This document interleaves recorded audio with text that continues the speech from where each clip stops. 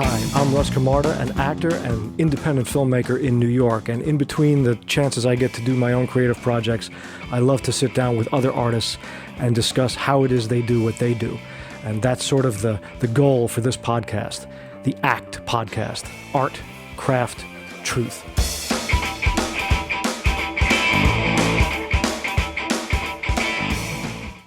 This time around, our conversation brings us to Vincent Nigro. Now, this is a special one for me because Vincent and I are lifelong friends. I have had the privilege of knowing this incredible artist for 30 plus years. He's a brilliant musician, a composer, a music producer, a sound designer, graduate of the Berklee College of Music in Boston, went on to become an amazing live performer, and also scored many feature films, television commercials, incredible sound designer for television programs and feature films. He's also produced remixes for incredible artists like Madonna, Duran Duran, the Backstreet Boys, Kelly Clarkson, on and on and on. This is a real treat. We go back a long way, and it's a great conversation with an old friend. I hope you enjoyed as much as I do.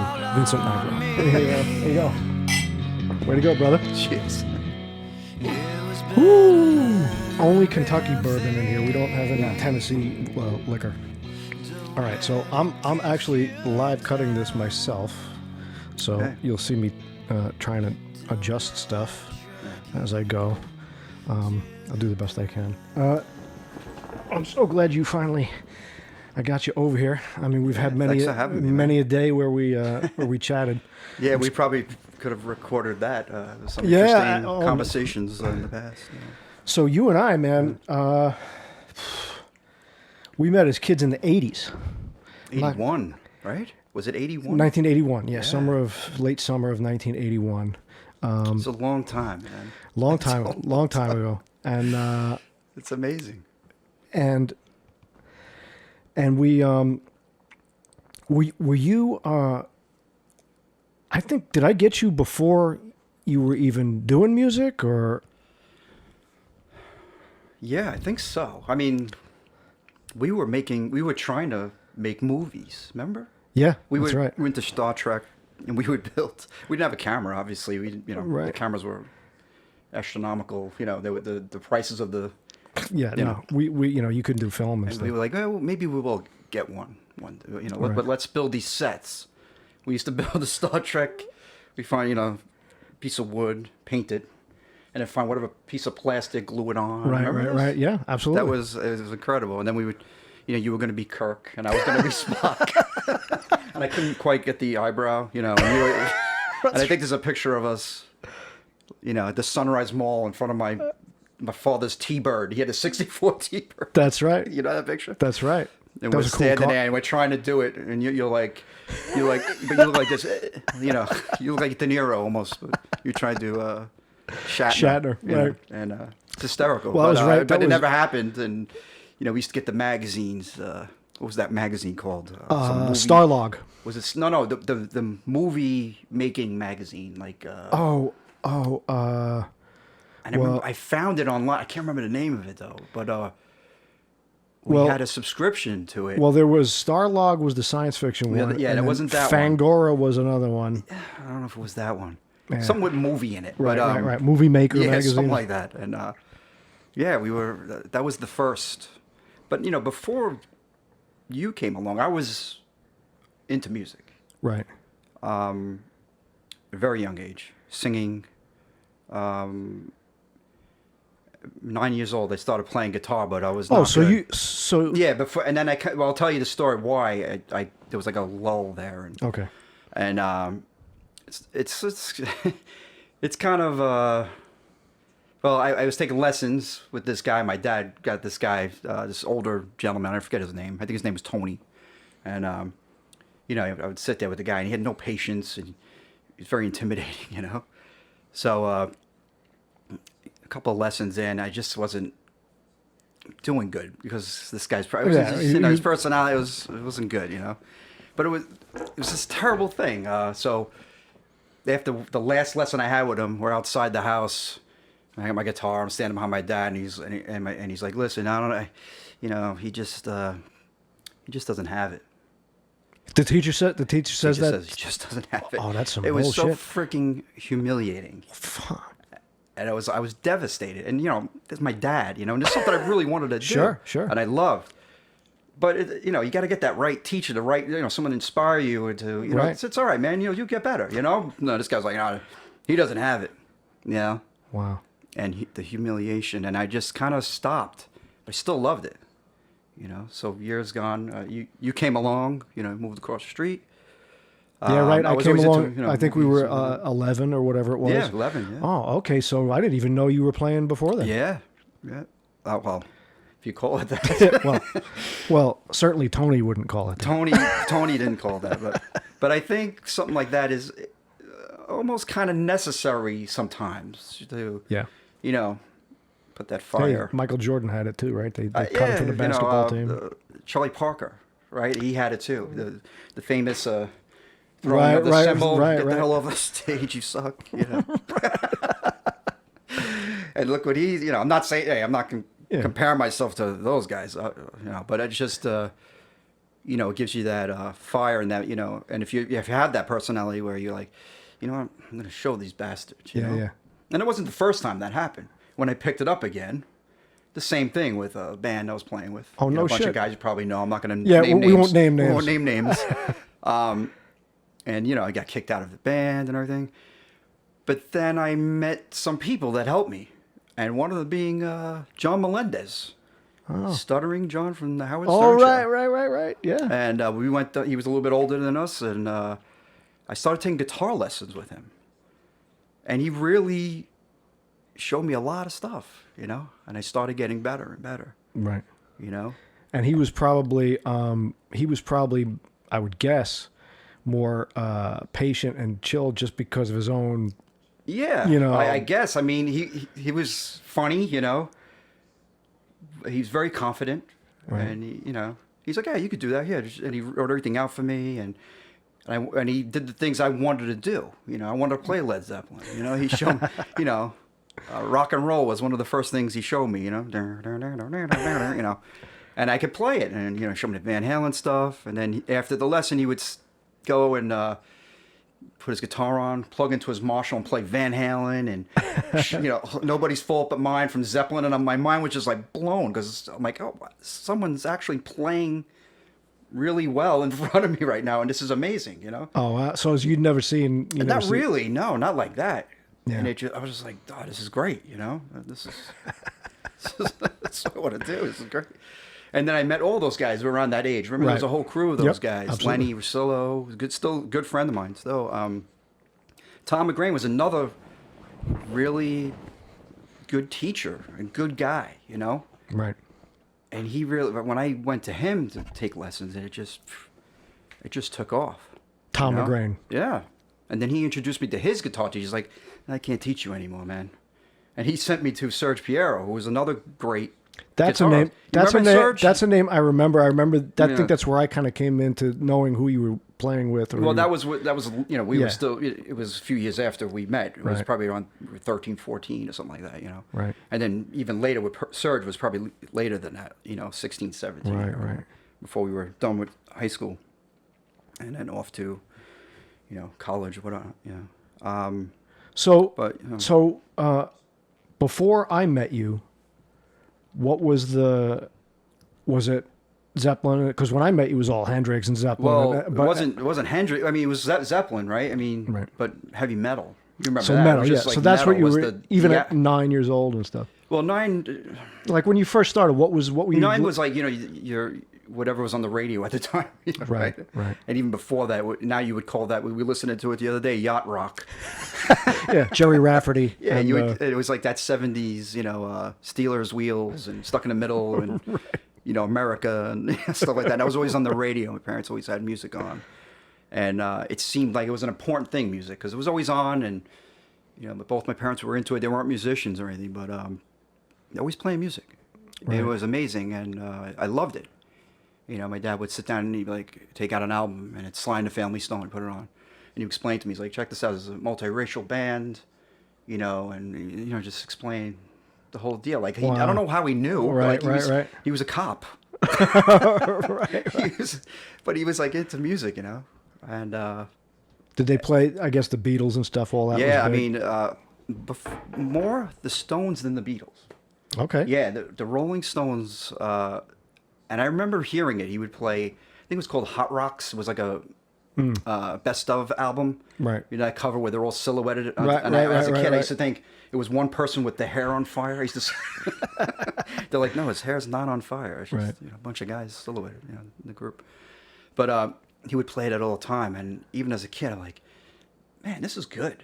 Yeah. Because you heard the stuff that was on the radio, the 70s, Right. whatever, I guess it was AM radio at that time, right? Or Well, I mean, it was beginning FM of was still, that was what I remember. I remember FM being when the rock stuff was on. But then then he'd play that, and I'd be like, this is another level of something going on here. Right. I was like, this is really good. Song after song. It's the greatest hits album, so it was just all there. Was it always guitar from the beginning, or did you just didn't want to? No, it wasn't guitar. It was probably vocals, singing. All right. Yeah. I didn't know that either. Yeah. Learned something new. And then I had my older cousins. They started playing, and they had their band in their backyard party, one summer party, and I went there, and I was just like, wow, that's cool. I want to do that. I want to play guitar too, Right.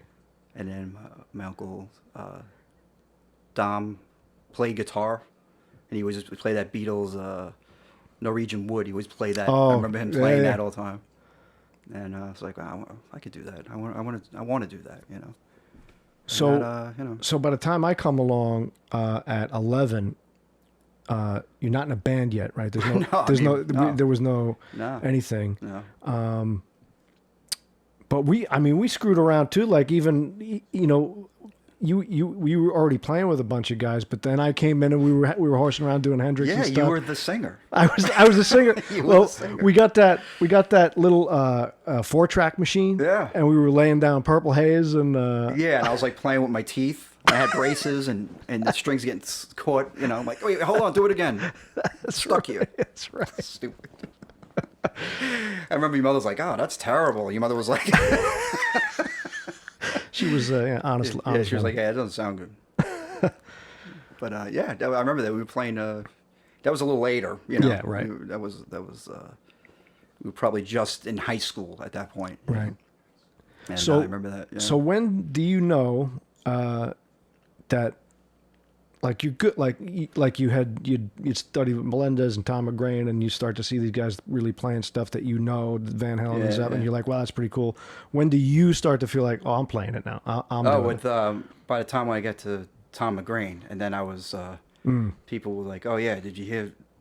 They call me Vinny. You hear Vinny play? He's playing this Yngwie Malmsteen stuff. Yngwie Malmsteen. Yeah, He's shredding it. Yeah, shredded. And I was getting better and confident. And that's what I needed, a good teacher, someone to guide me, and just be cool, not like play it again, Yeah. What the hell are you do doing? Do you still hear from those guys? I see McGrain and John just on Facebook, and I really don't really hear from them. Serge, I reach out to once in a while. If we go out east, he's out Shelter Island, I believe now, and I see him once in a while. That's cool. Yeah, That must be. It is. a That's trip. cool. Yeah. That's. All those guys still. Yeah. I don't know if John still plays. I'm not sure. I know Tom does. I know Lenny's playing regularly. He's always out there playing. Right. Even now, with the pandemic, he's still out there. I see him playing. So. And Stuttering John was his after the Howard Stern show. He was what's his name? Sidekick. Yeah. Jay Leno's sidekick. He was a writer, I believe. Yeah. Oh, was he? Oh, that's cool. So yeah, it was that was an interesting, group of people. And I remember seeing him as a kid. You go to the Battle of the Bands type deal. Right. The roller skating rink. With the high school. Right. Going to the high school. We weren't even in high school yet, and they were like gods to me. Because I'm like, wow, these guys are actually doing it. Yeah. It's amazing. To actually see someone doing this stuff. Yeah, right. Instead of just looking at an album cover and listening. I never thought of it that way. Yeah. But I guess if you never saw it. Well, we didn't have all this stuff today. The internet and all. You get a magazine. To get a glimpse of maybe or a story of something, even if it was real or not, who knows? Right. And and then your imagination, and an album sleeve, which Right. which I think is cool. I like that whole idea of, Yeah. you know, getting those ideas in your head, Yeah. you know. What was the first time you're on stage and there's lights and there's like people? Like what was that? Yeah. You remember that? What lights? Yeah, like when yeah, you're literally yeah. playing and there's an audience with lights on stage. And, Yeah, it was high school, and I played with the orchestra, and they were doing Stairway to Heaven. And I was playing along, and then the solo comes up, and I would kick the seat away.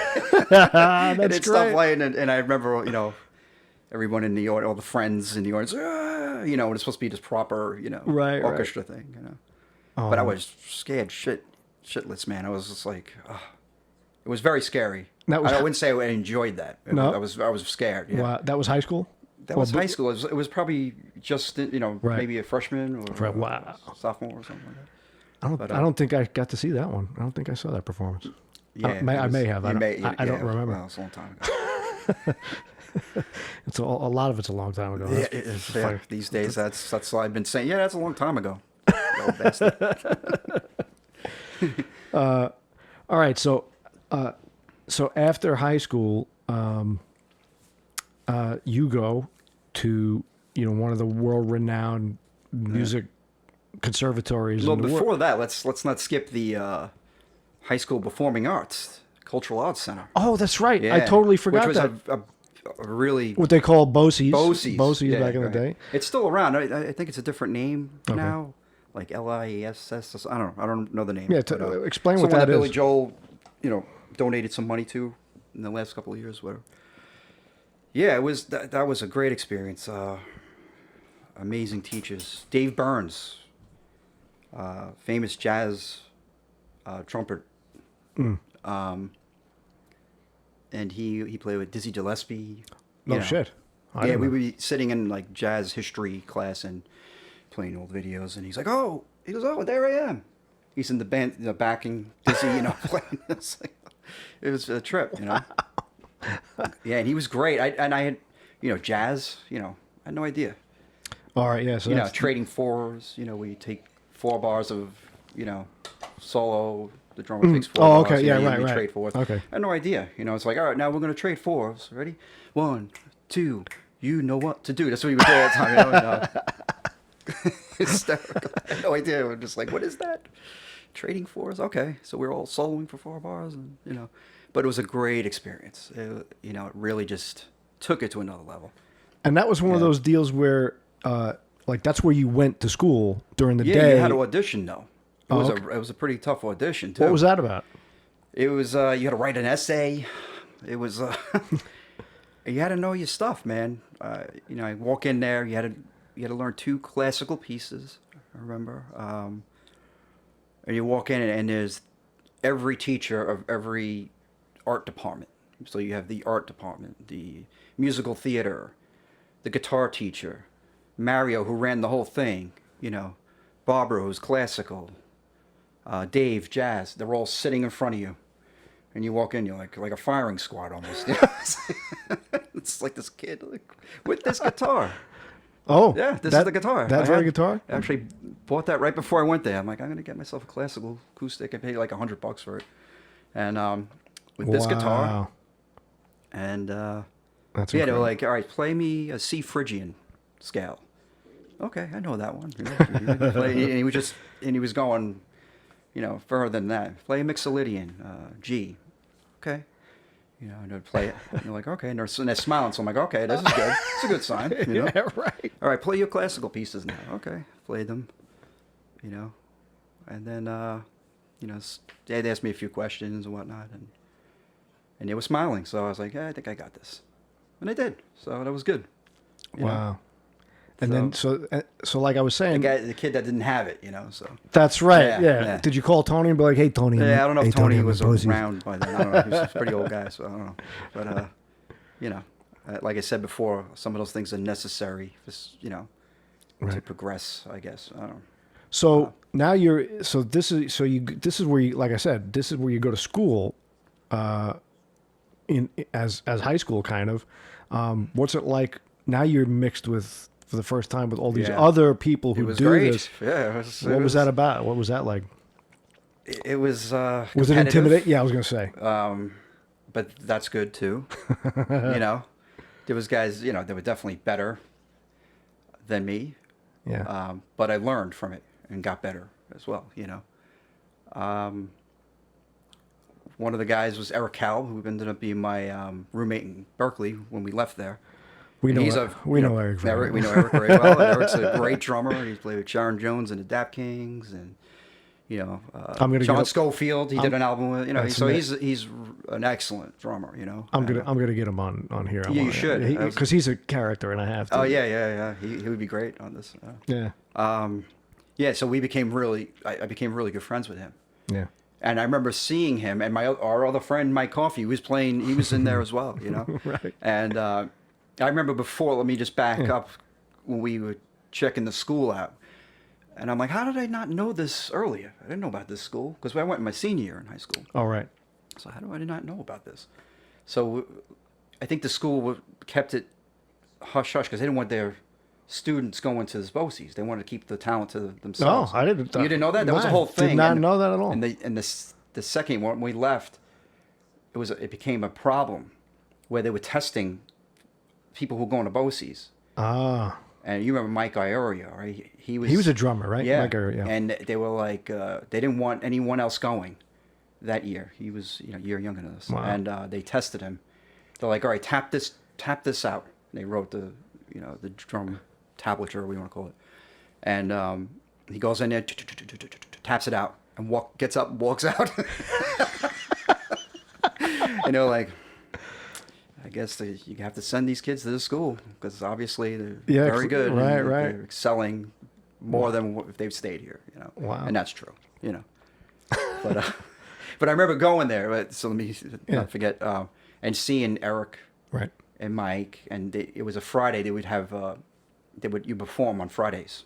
The whole school would perform. That's what you did Friday. So you prepare something, whether the jazz band by yourself, whatever. And I saw the jazz band was up. Mike Coffey, Dave Burns there playing the piano, and then Eric on drums. And I was just sitting there looking at. I'm like, holy shit! These guys are incredible, and that drummer's incredible.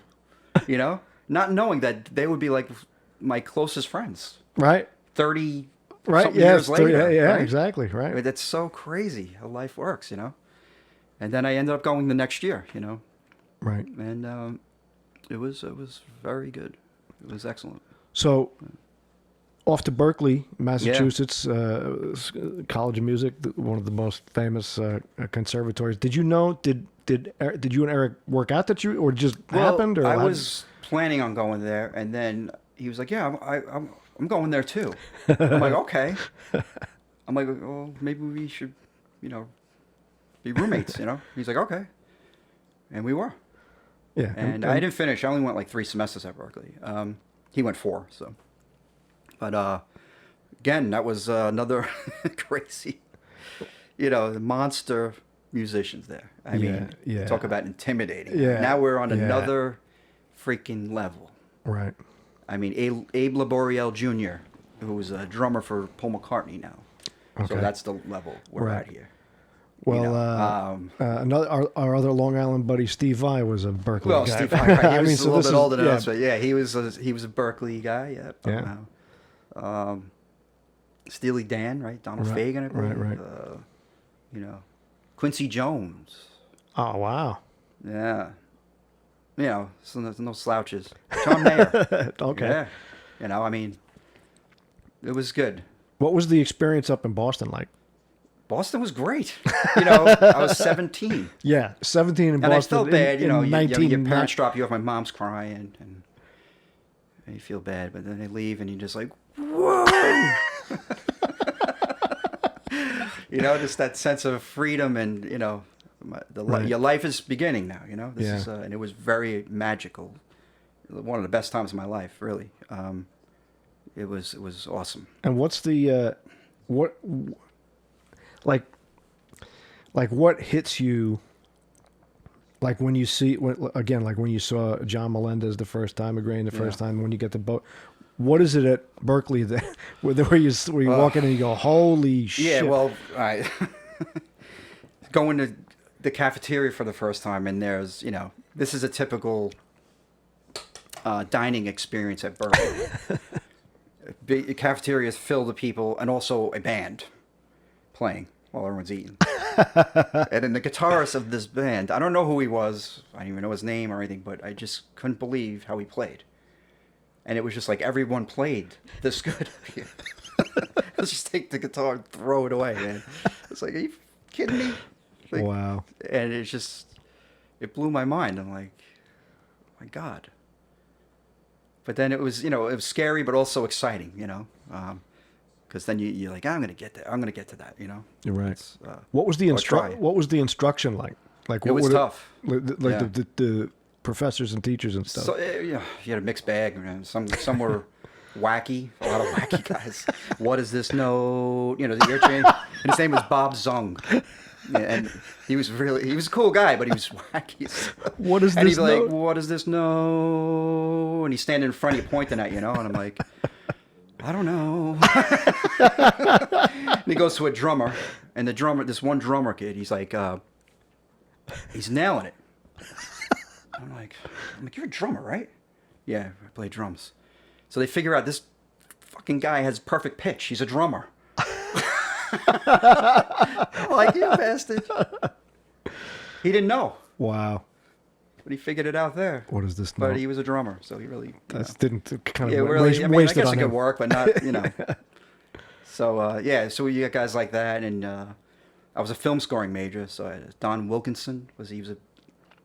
Why did you pick? Now we're going to get into that because we've worked together. I think it's obvious. I mean, I was always at the movies when we try to. I always had that foot there. I always loved movies, and that's the way I could still be a part of that, and the music that I love as well. What were the other kinds of choices? Like, what else could you? It was all across the board. Performance. A lot of guys were in performance.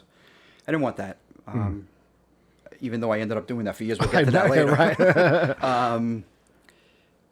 They had sound engineering, studio production, business, music business. I think it was all. I can't remember everything, but there was man, a lot. If you went to, I'm just thinking going to Berklee to study music business. Well, you got to play. It is its own entity. That's true. It's not like going to business like the Wharton School of it's different. Right. So as you know, in the entertainment industry, it's a different animal. Right. And a different business. Right. Practices. Let's put it that way. And back then, film scoring probably was not even nonlinear editing software. It was all the Stone Age. Right. Punching film to put the click track, so when it hit the head, it would go. Right. So you have to work out how many frames, to the tempo you want, mathematical equation, and then punch a hole in the freaking film. You have computers. Yeah. No cell phones, no computers. Again, this is why we're going to go back to this theme about the time has passed by. Well, let's just face it, man. I'm not going to deny it anymore. Yeah, it is what it is, and everyone's going to get there, hopefully, right? So, but it's a good thing, age and experience. I think it's good. I'm starting to embrace it more, So, but yeah, that whole it was much different now, with the technology. It was the Stone Age, literally, back then. Did you like it? Did you like? I loved it. You would, some classes you would sit there and just watch movies, and you would discuss it afterwards, and I loved that. It just was great. The Wild One, right? Was that Brando? Right? Brando, yeah. The Wild One. Marlon Brando and a motorcycle. I remember that guy. was one of them we watched, and he would, just take apart the score and say, "Oh, you see here in the scene," and he goes, "Actually, that's not. That's it was actually filmed in the day, but they filtered it, so it looks like the night." So, he was telling day stuff for like night. even not just with music, but stuff like that, and It was great. I missed you during all those times because I didn't go to college, so Yeah, because we had some missing years because obviously with distance. Right. You know. But, so getting out of college, it's not. When do you well, do you come back into a band, or No. what's the deal? I don't know why. I mean, well, there's a lot of things going on personally. You know, my family and stuff. My parents was kind of splitting up at that time, and so I was like, yeah, you know, I want to get out in the world. I want to get into a band or something, you know. And I said, I'll come back if it doesn't work out, you know. So nothing was happening. You know, getting odd jobs here and there, trying to just make some money. And, you know, playing in some bands here and there, but nothing really happening. I think I saw a couple of those. Yeah, it was. A couple of but those. then one of them was I reconnected with John Melendez, Stuttering John, Right. and played with his band. And this time, at this point, he's now on the CERN show. Right. You know, he's a character. member. Yep. Yeah, he's on there, and that was an interesting time. And I didn't play guitar; I played bass. I was a bass player for his band. Was he a guitar player? He was a guitar player. He was the yeah. guitar player. And they needed a bass player, so I was like, you know, nothing's going on here. You know, I can play bass. Sure. Yeah, I'll right. play bass. Is that like? Does every guitar player do that at some point? It's I like, think yeah, so. no, I'll play bass. Yeah, Yeah. I can play bass. Yeah, I think so. It's one of those things, you know. And some stay playing bass, you know. Because if you're a good bass player and you could sing, you're going to have work, you know. And that's because there's not a lot of them, you know. Or not a lot of good ones, you know. Yeah. So I played bass with him and playing all kinds of crazy clubs that have now gone, you know. Was Woody's that the one I went to? I think you went to, it was Ron Wood's club. Ron I believe. Wood's That's club, one, yeah, down in the village. And, down in the May village. Pang, you remember? She was there with, that was John Lennon's, you know, mistress or whatever. So she was there hanging out. Yep. K-Rock DJs, I don't remember the guys' names. Yeah. But all these crazy people just, you know. John had all these connections. I got to meet Steve Vai. I went to like a record release party. You know, he would get me tickets, and I just ran its course. I mean, music was changing. I remember telling him like, because we were still kind of in that metal, like the power ballad. Yeah, it was the late '80s, early '90s. You know, there was vibe. bands coming along at that moment, like Jane's Addiction, Red Hot Chili Peppers, and that whole alternative thing that came to be. You know, Right. just right before Nirvana. And Right. I'm like, look, man, this stuff is changing. We should probably change because this is going to be dead. And I knew it. I saw it because in Berklee, there were like one step Sure. ahead. People Right, were right. check this out, you know, with Right. cassettes. Check this out, you know? And they played Jane's Addiction. I never heard anything like that. I was like, wow, this is different. You know, it was like a psychedelic. You know, Yeah. You got you thought of the Doors maybe a little bit, Right. but modern and funky. Right. You know, Led Zeppelin had that too. You know, Right, that right. funk and the folk sound. You know, Right. like they mixed all those things, and that's Right. what I saw in that band too. And I was like, wow. You know, and then 9 Inch Nails came along. That whole industrial electronic. Oh, we could do electronics now Right. too. That's cool. You know. And, What did you? This is all pre-grunge Nirvana. oh, this is right. This yeah, is before right Nirvana. before but it Nirvana happened. would hit, and that would definitely change the whole landscape. Absolutely. I mean, it was just, and I was right. You know, I was just like, this is going to change. I don't know if it's going to go this way. I never saw Nirvana coming, but Right. and then when that came, that was done. Whatever. So what did you lean into? Did you get into any of that shit, the grunge and all that stuff? Or? Not at first. I didn't like it at first. You know, Pearl Jam. I didn't like it. They had Even Flow, I believe, was the Right. first song they had, and even we went to go see the Red Hot Chili Peppers, who I did really like, and I met when I was in Boston. I got to see them play, and then there was two bands before them. One was Smashing Pumpkins, which I knew and I liked, and then the band before them was a band called Pearl Jam, and we were like, I think it was at the Roseland Ballroom, which is gone now too. Old bastard. So, we get up there and looking on the marquee, and I'm like, what the fuck is Pearl Jam? Let's go get a beer and we'll come back for Smashing Pumpkins. like a month later, they were the biggest band on the planet. You know, I'm just like, stupid ass. So then, I started. I was like, all right, let me get this album. Let me hear. And then I put the album on. I'm like, okay, I understand this now. You know, just listen to that album. What's that about? What did you I don't know. He does one a song he's singing about surfing. It really got to me. You know, he had like a tragic thing going on, and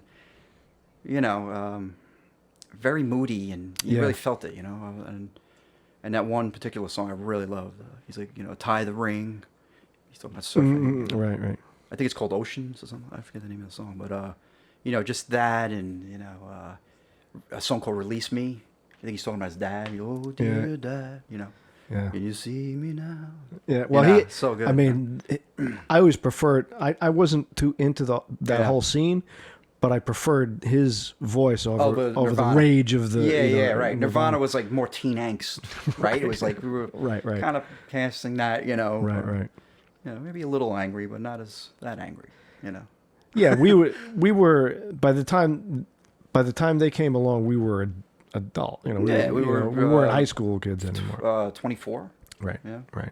I think it was over by 24. He was gone when we were 24, so it was a little bit before that. Yeah, it was about Generation 2 years. X.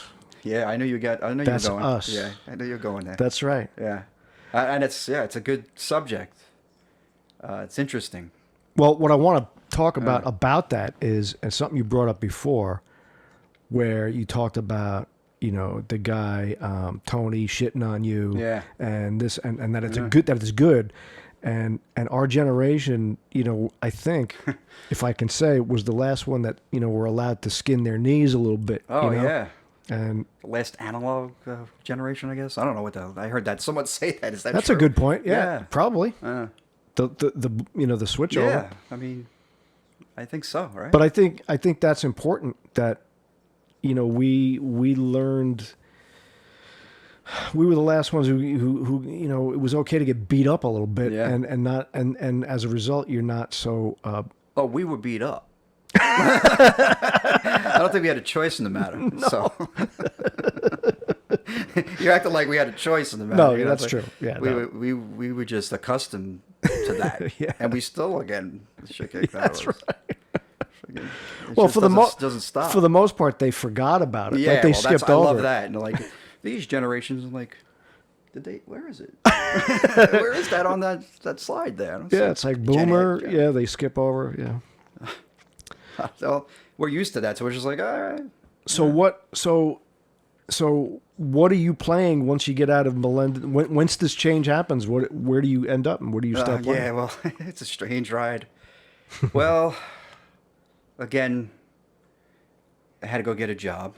Don't we all? Don't we all do that? Yes. They get delivery job, delivering medical supplies and stuff.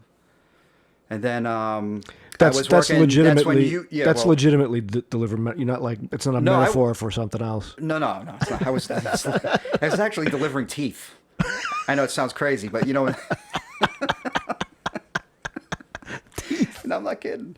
It was the dentist, like when you go and you get like a impression made or something, they gotta make because they gotta give you a root canal, and they gotta make a cap. So you would go to the lab. Right. And to the dentist. So you had this little car and these little baggies with teeth in it. Don't ask me how I got it. I threw the paper. That's a good gig. I had health insurance. So, and I got a record job there too. So from there, you were doing. This is now where you and I were hanging out. Oh right, more. Yeah. I was doing dinner theater at that point. And you were doing dinner theater. That's correct. And you were. I was coming along. There was that in Farmingdale. I think it was called Maxwell's. Yeah, it was a little bar. It was a little bar called C.J. Maxwell's, right on C.J. Main Street. That's correct, right? And somehow I got to doing the. You needed sound effects, so that's right. Like, all right, I'll do it. That's right. And I would press the. Be looking over. You were up in the DJ booth with it was a cassette player, and you have to cue it up. The gunshot's coming. Okay. All right, got it. Good. Cue up the next sound, whatever the hell it was, Right. So we were doing that, and then one night, that would be over in the bar people will start coming in, and some people from high school. A girl named Franny came over, and she's like, oh yeah, you know, how you doing? I'm doing good. You know, Brian Donner was you remember him? Yeah, school, yeah. He was a guitar player too, a bass he was a player. guitar player. Yeah. He's like, yeah, he has a band going from guys that you know we went to. She was a dancer in Bosie's, and she has a band with some of the guys from Bosie's. I'm like, really? Who? Oh, this guy Pat. He was an artist. He was an art major. He wasn't in the music department, so I really didn't know him that well. And Chris, I remember Chris, drummer Chris Baldi. I'm like, really? And she's like, yeah, they're looking for a guitar player, I think. I'm like, oh, okay. Do you have his number? I don't know. I lost touch. You know, it was a few years after high school. Yeah, right. You know, we were about 22, maybe. Oh yeah, early 90s. So I called him, and he's like, yeah, we had this one guy. He's not really working out. Come down for an audition. So I did, and we playing all that stuff, the Chili Peppers, and I remember playing, and Pat was acting weird. I was just like, and he goes outside, and I later found out he was just like he was flawed. He's like, this guy's fucking incredible. You got to get this guy in the band. That's what he said. You know, like, all right.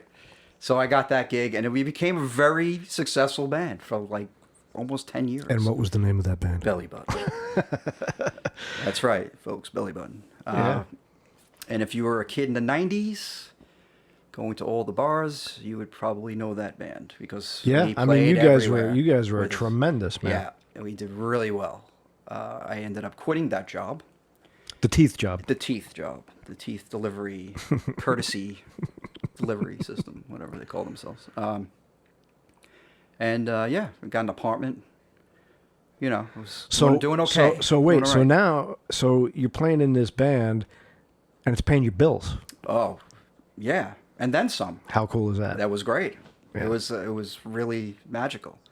You know, I was able to make a living as a musician. You know, now, I was living that lifestyle. Now, like, you know, let's talk. No alarm clock. All right, let's talk about that now. So for people who, oh no, because I'm an actor, I don't have that lifestyle. I never had it. But for people who don't understand what the rock and roll lifestyle is, please explain what that's like about. I said, no alarm clock. That is non-existent. So you just wake up when you want to wake up, and usually you're up all night. I mean, literally all freaking night.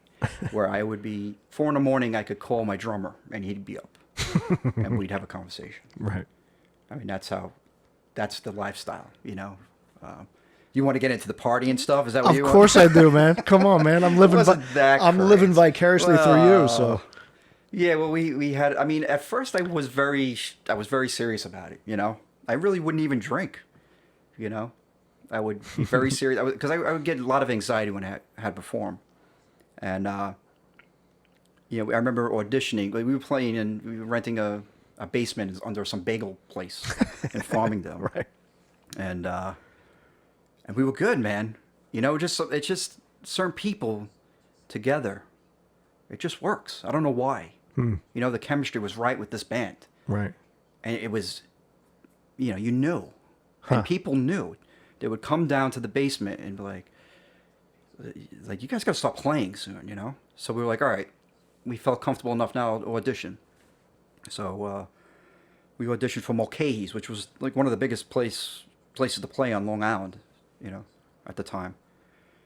And I remember there was a lot of bands auditioning. They were just one coming in, one coming out with equipment, you know. And we got up there and we just ripped the place. We do really well. Where they stop and they go, guys, can you come upstairs to the DJ booth, the dressing room area? Yeah, okay. And I'm like, all right, look, you guys are great. We're going to give you a Sunday night with starters, all right? We're going to see how you do. Sunday night's not a great night. Sucks. Okay. So like, okay, we'll take it. So we played a few Sundays, no one there, you know. So one weekend, it was Sunday, and the next day was Martin Luther King Day. So the place was freaking jammed. Like, jammed. Like, I've never seen a crowd. I never played to a crowd like that before. Wow. Where I pulled up and I looked out and I literally shit myself. I was so scared. I was like, holy shit, look at all these people. Are you kidding me? So that was the first big crowd experience for me. And that was just, it was scary, but we went up there, we did it, and then you start to relax, and the people are responding, and we did really well, where they gave us the night. The Wednesday night all ladies right, so night. now you got Wednesday night ladies Kicked the band night. out who was there. I'm not going to say the name, but they kicked them out, and we were in for years. Wow. And lines out the door, man. Wow. It was nuts. That's like it was like rock stardom. I would walk with my girlfriend, who's my wife now, Jennifer, and we would be in the mall walking, and then you hear girls go, ah!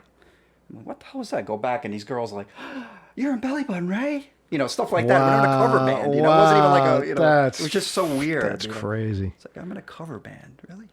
Wow.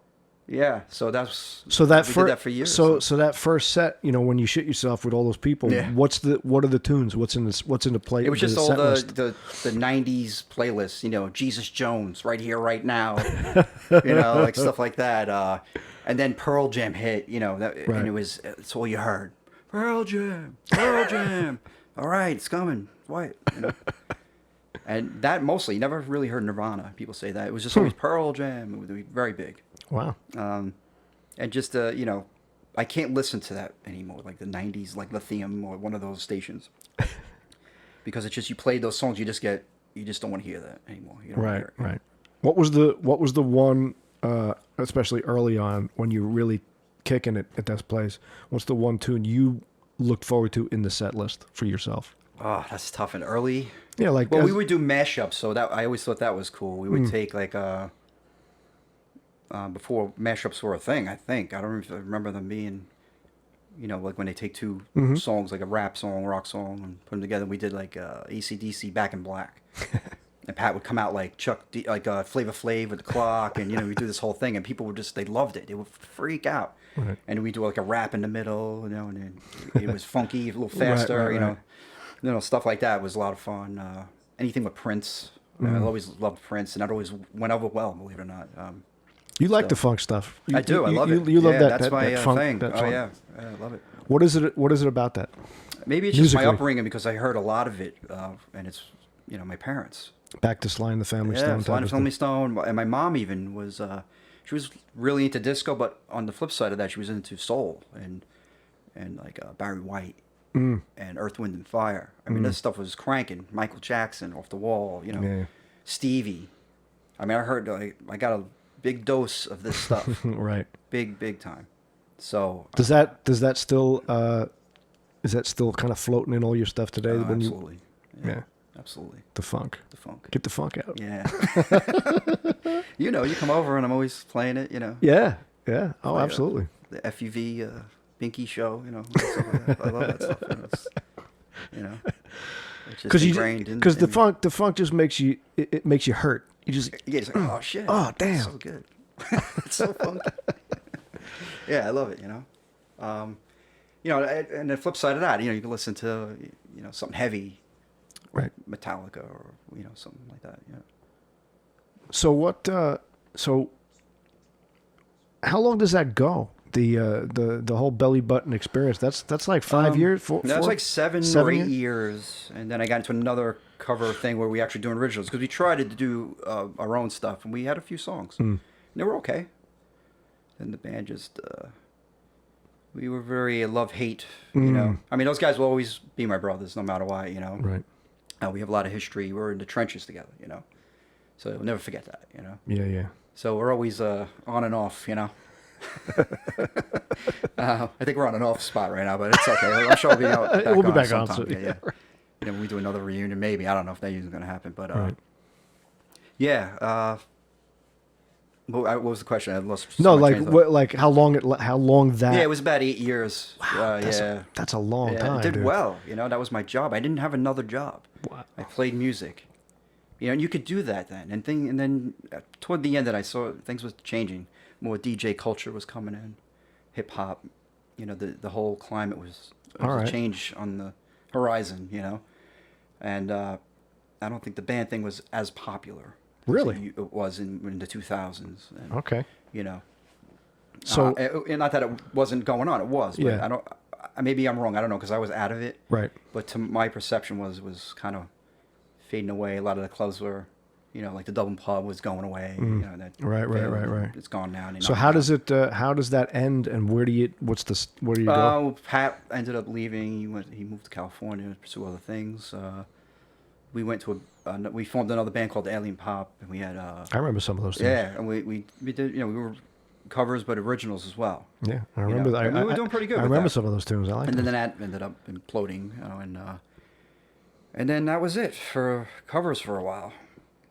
And while we were doing the covers, especially with Bellybutton, we were going out to clubs like the Tunnel or the Palladium, and being exposed to this DJ culture, house music. Okay.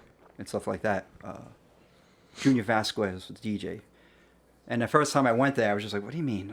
I hear this stuff they play between sets, and I don't know, what is this going to be like, So we get in there, and then I'm like, okay, and they're playing this music, and it was good. And I never saw anybody, like, he would stop the music, and people would go applaud. It was weird. Yeah, it's a whole different... And they're like, and the crowd's starting to get riled up, and all of a sudden, he starts cranking it up again, and the whole place is like... And, just funky, soulful house. And I'm like, okay, this is not what I thought it was. And this is pretty cool. So we started getting into that. Partying all night. You want to talk about partying. Yeah, this is where the partying really here we go. So now, once you get into the DJ culture. That's when it really started getting a little crazy. We'd get done with a gig. And... we had a roadie, and he took care of us. Uncle Rich. Uncle Richie, yeah. Rich Alexander. He was a great guy. He was great guy. Fantastic guy. Miss him a lot. And he took care of us, and he's like, all right, I'll meet you at the club. He was like our roadie. He packed the trailer, and So we go to the club. It would be around 4:35 in the morning, and there's a line out the door. 5 in the morning, there's a line out the door. And they have to pick you to get in, by the way. So, but we get in, and then people knew us in this freaking club, in this dance club. Oh my God, there's Bellybutton. That's nuts, and man. it was weird. That's nuts. It really was. I'm like, yeah, you know who we are. It's like we're in a totally different environment. Yeah. And like, yeah, you're Bellybutton. And then we started becoming friends with certain people, and DJs like Johnny Vicious. He was a big New York DJ. Scribble. He was in a band called Young Black Teenagers. Tap the bottle in, twist the cap. Remember that song? And we used to do some of these songs. And then, we heard this one song, Johnny Vicious. He did. He was a rocker. He had long hair, and but he was a DJ. So that threw me. I'm like, he would do these classic rock tunes and put them into these dance mixes. And he did Roadhouse Blues, and it was great. And we were like, wow, this is awesome. So we started adopting this stuff and putting it into our set list, our cover, and it was like original songs. Okay, People were like, what are you guys doing? This is crazy. We would do that. Right.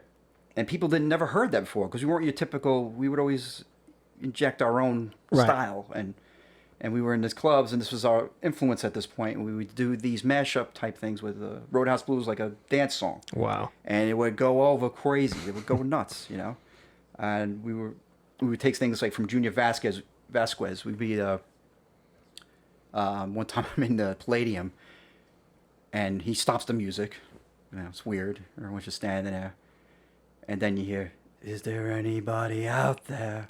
And it was like after 10 minutes of nothing. Right. The lights come on slow. Is there anybody out there? People start losing their freaking mind. Pink Floyd. Is there anybody in the dance club? And then all of a sudden that stops, and you hear.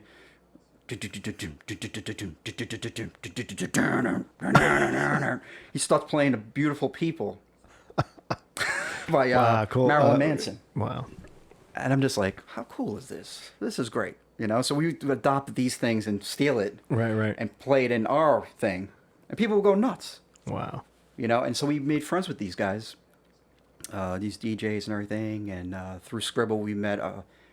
I met this guy. He ended up being my manager, Charlie Stetler. Charlie. Yeah, I know. Yeah, he was.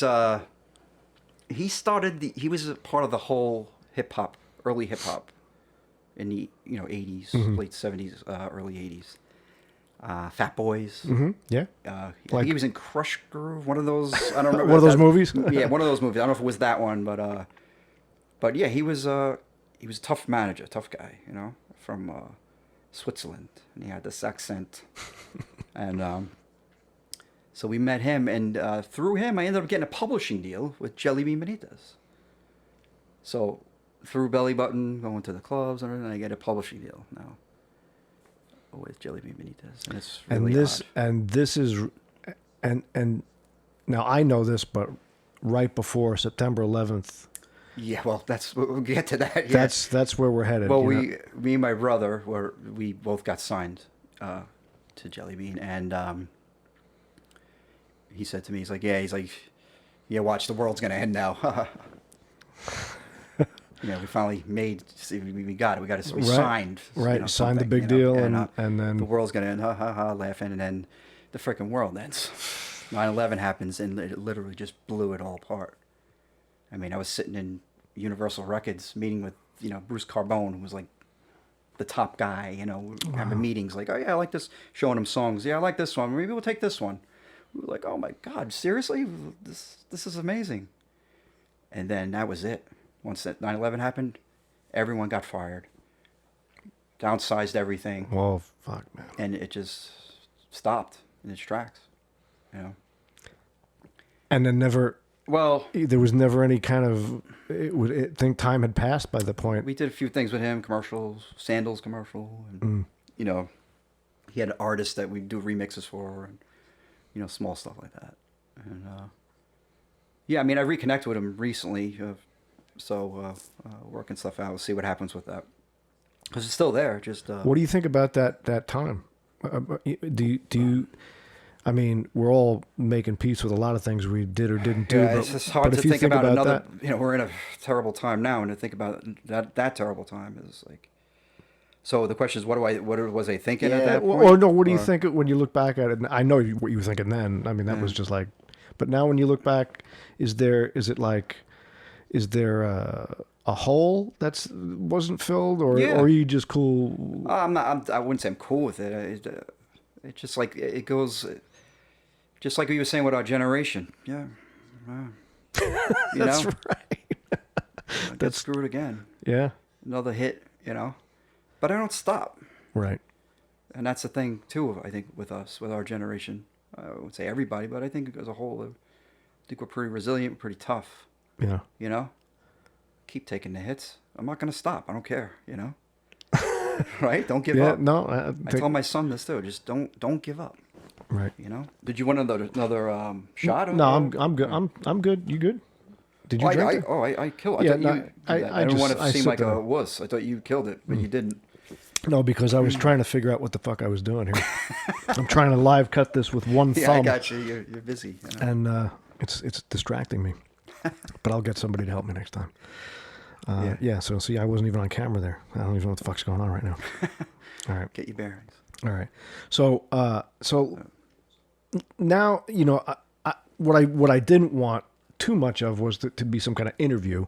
Yeah. Which it turned out to be, because I'm trying to fun, I think. With I'm trying to drive the conversation, but what I want to talk about is how we each do our art. How we each do the craft of what you do. Mm-hmm. Do you have like I mean, I don't even know if you started out that way, but do you have a theory on how you approach things? Like if let's say you're gonna write a piece of music for whatever it is, it's a movie or it's a let's move the movies thing aside for now. It's a piece of music you're gonna write. You write a song. Yeah, it's just a different. It's two totally different things. So let's go with that. Mm-hmm. As a musician, do you have a starting point, something you start with? No.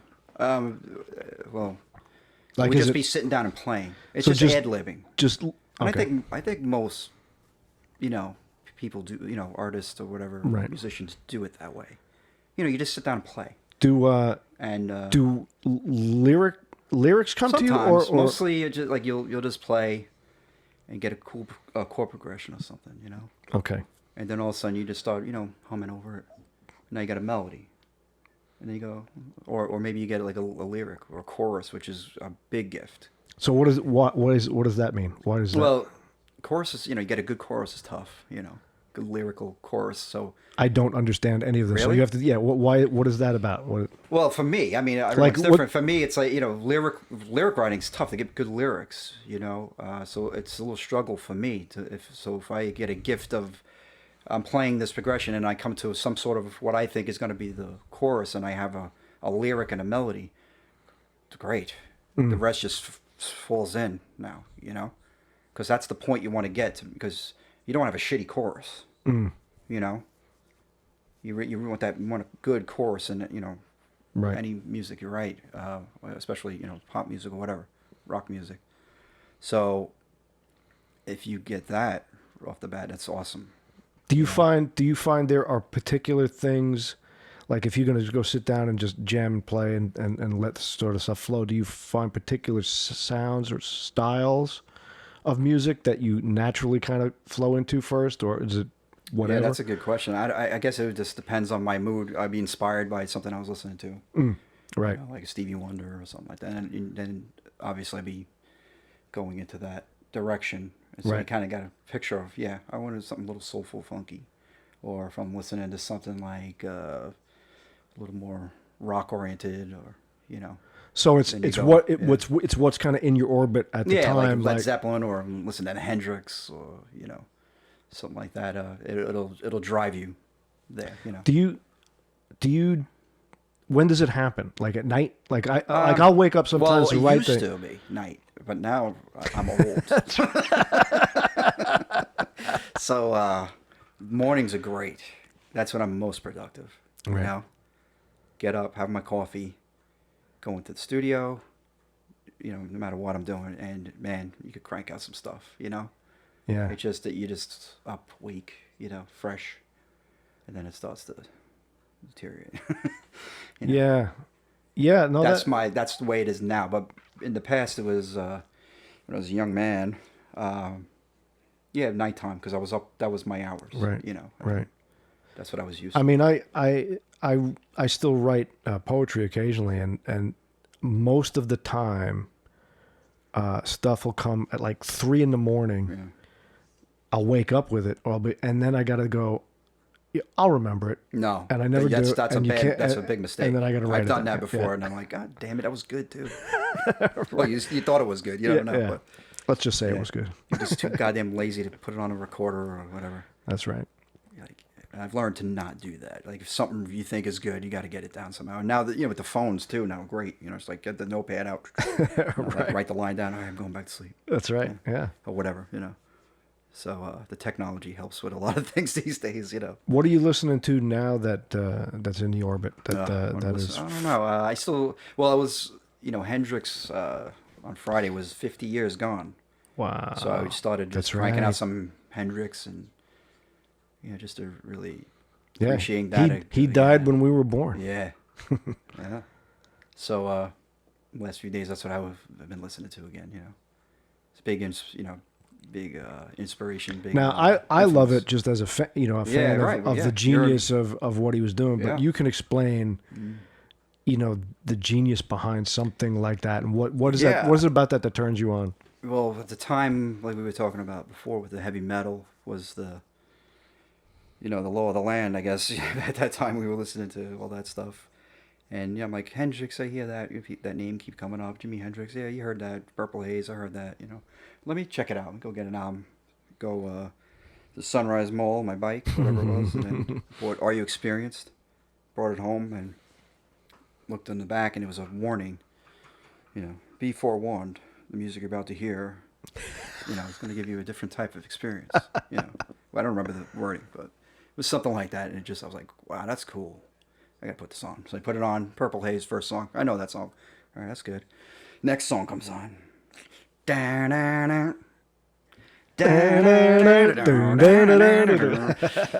Oh, my mind's blown right away. I'm like, what the fuck is this? This is awesome. And it's not just bar chords, but I'll play bar chords. So let me move this out of the way. Yeah. So, the heavy metal stuff is, stuff like that. Yeah, right. Where Hendrix is,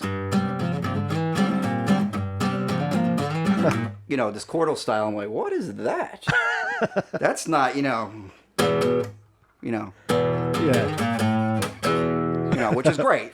Right. I'm not ranking on it, but this was something, different.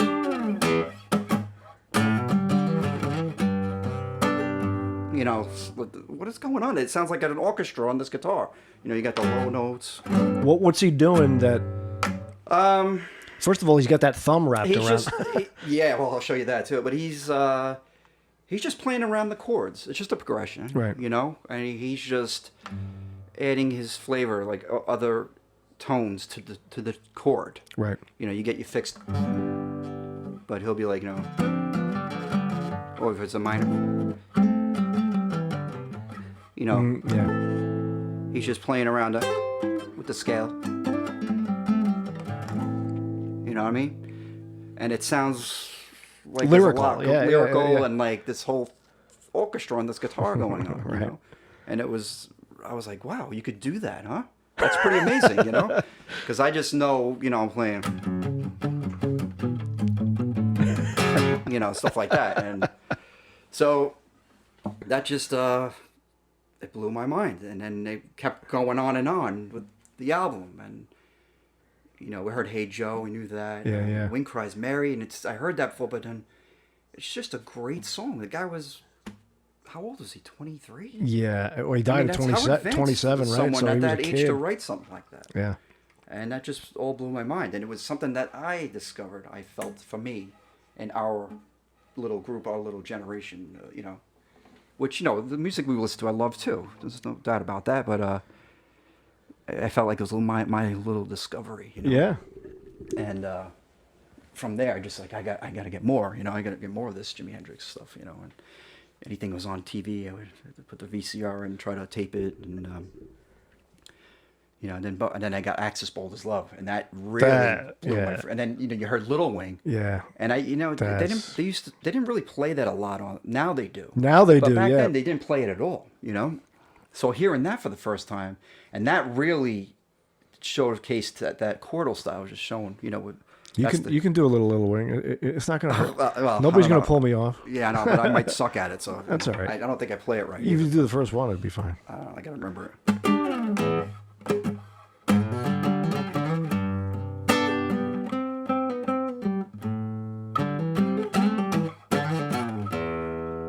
See if I got it already. You got it. And then you got the Hendrix chords. One of them being. Yeah, what's sharp? They call that a sharp 9. Right, and it's like real dissonant. Yeah. Right, playing it like that. And then you got this one here. And this is that one with the thumb. He put his thumb there so he can play it out higher.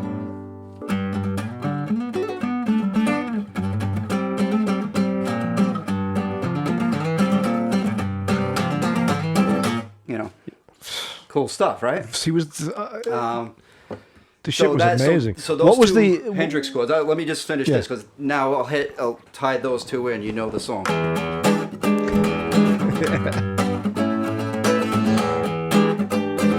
In that song, he uses both the Hendrix chords. Right. That's the first one we recorded together. And that's the first one where you were the singer, Jimi Hendrix. That's singing. right. Yeah.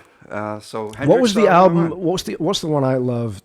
Is it the one where it's 1982 a Mermaid? 1983. Yeah, that's your favorite record, which is Electric Ladyland. Electric Ladyland. Yeah, that's a great. That's where he's done all that backward shit. Also, hearing that particular song too just blew my mind. I was like, "What is this? Is great." Yeah, well, he's doing he's recording. He's doing backward shit and feedback, and it sounds like whales are singing. It's incredible. Yeah, just back in those days, it was 4-track. And they would have to, leave a track open to bounce whatever they did on the 3 onto the 1 so it could make room. Right. Generation loss, Right. So, and you listen to that, you're like, wow, that's, you had to commit to what you were putting on tape at the time because now, you're going to lose, lose what you did on the separation on those tracks. Right. Put them on 1 track so you could free up 3 now. Wow.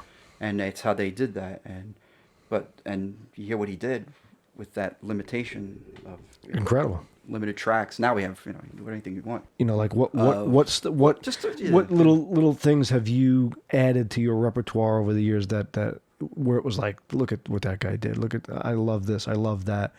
The Led Zeppelin stuff. Jimmy Page. Page's guitar work is brilliant. You know, his chordal style as well. I love.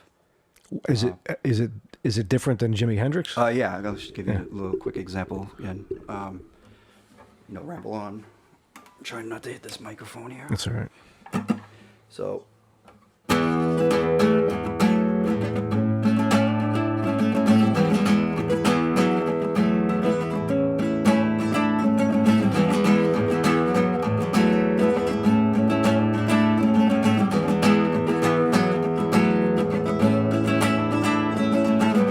So he does this chord. You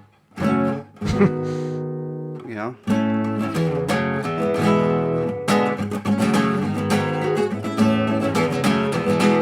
You know.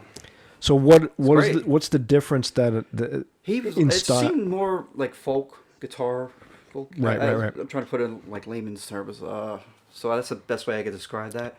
But the where Hendrix is more different, you know, like with different types of. You get this is a typical chord, but then you'll be like, open, you know, stuff like that is brilliant. You know.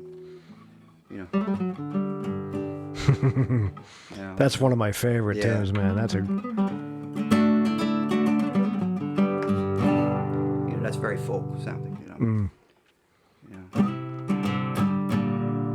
Like there's chords like that, you know. Yeah. See that shit beautiful. Right. That shit right there. I'm 16 years old and I'm in my rainy bedroom somewhere. Still to this day, I love it. I do. I just put it on and it makes me feel okay. Yeah. Sometimes you need that familiarity to, you know, the past that makes you, you know, especially now. Things are, yeah, absolutely. Just out of whack, you know. And I'm just like, okay, things could be good again. You know? Right. Listen to that. So that's the difference you could hear there. And they're both incredible, and I seem to adopt both of those styles, you know. Well, and then the funk. Yeah, right. Well, I know when we work together, particularly on movies and stuff, when you've done soundtracks, we'll talk a little bit about that too. Yeah. I hear a lot of Jimmy in there. I know you do. Yeah. I know you do. Yeah. And I think I pointed out to you too. I'm like, you hear that? It's a little joke. What does that sound like? Well, we just did a song together for the first time. Yeah. We did a little Dylan cover that we're gonna put out. Yeah, it sounds great. You sound great on it. Thanks, man. But I probably haven't sung in 10 years. But there's a little fill that you put in that solo, and I'm like, that sounds like Jimmy. A little minor fill. That's cool. Yeah, I had to do it. Yeah. I had to do it. You know what was interesting? You were talking to me about a couple of weeks ago. I came over and we were talking about stuff, and it was fascinating to me. Your knowledge of musical history and just how music kind of evolves and mixes around. And it really goes to the story like of you and the dance club.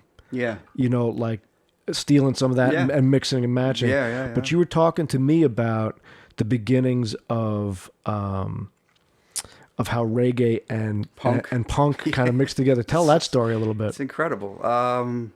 First of all, is that I mean, I know you like funk, but is reggae kind of in your wheelhouse too? Oh, absolutely.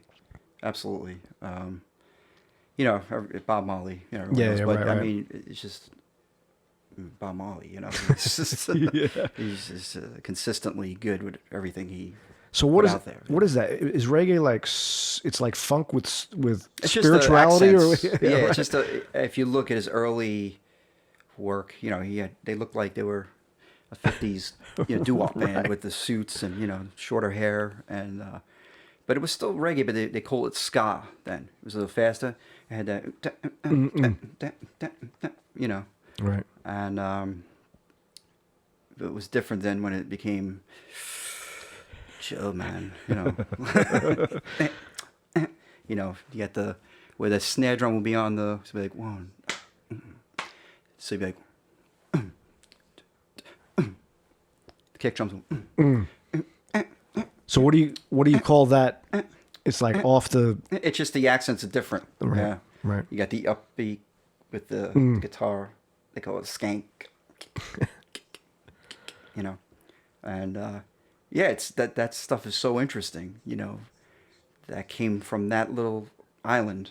Right. and nowhere else. Like it just someone did something and said that's cool. Yeah. I'm gonna do that, and then it just like a virus or Yeah, no, you can use virus. They don't use that word, and it just became a thing, and adopted by everyone on this island. Yeah, and it's amazing. But what you were telling me a couple of weeks ago was because the punk scene, right? So that which really started in New York, which a lot of people don't know. Well, we don't. They don't. This is all. I might say that, and then someone in Detroit's gonna be pissed. You know what? Let Detroit be pissed. The Modern Lovers, and I think the Boston, I believe. I don't remember.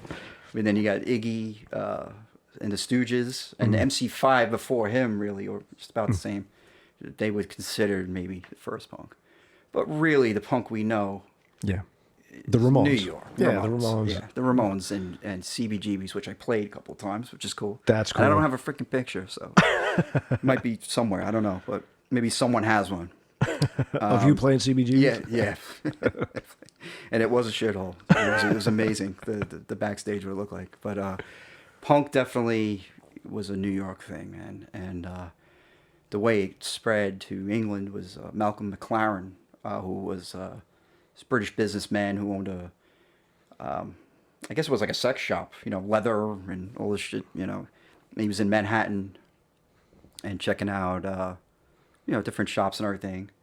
And it stumbled across, the scene happening in the Bowery. Right. And so the Ramones, he was like, wow, this is crazy. And ended up bringing some records back and these kids that used to hang out in his shop there, these hoodlums and just trying to get working for him or whatever the hell they were doing. He's like, check this out, you guys should start a band doing this type of stuff. And it happened to be the Sex Pistols. Wow.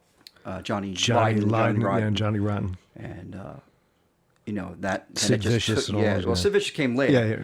The guy who I forget his name, who actually was the first bass player, he actually wrote a lot of stuff, so he was pretty important in that band. Sid Vicious was just like the look, right? Couldn't play at all. Right, you need that guy though. Yeah, I guess. Everyone talks about him, and I don't even think he recorded. So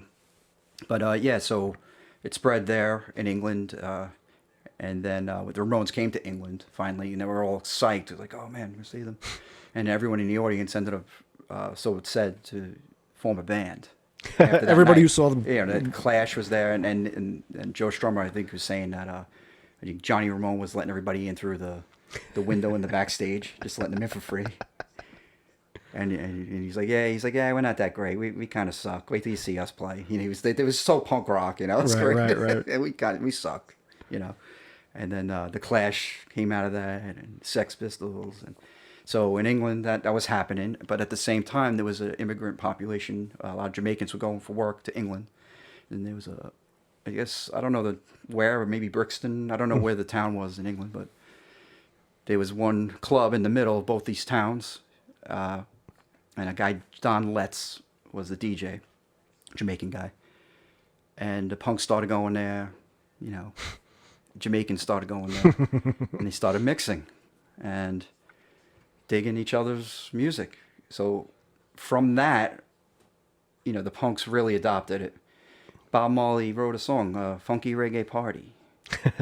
Punky Reggae Party. Punky Reggae Party. Punky. Got funky on my That's right, you got Punky Reggae Party. And...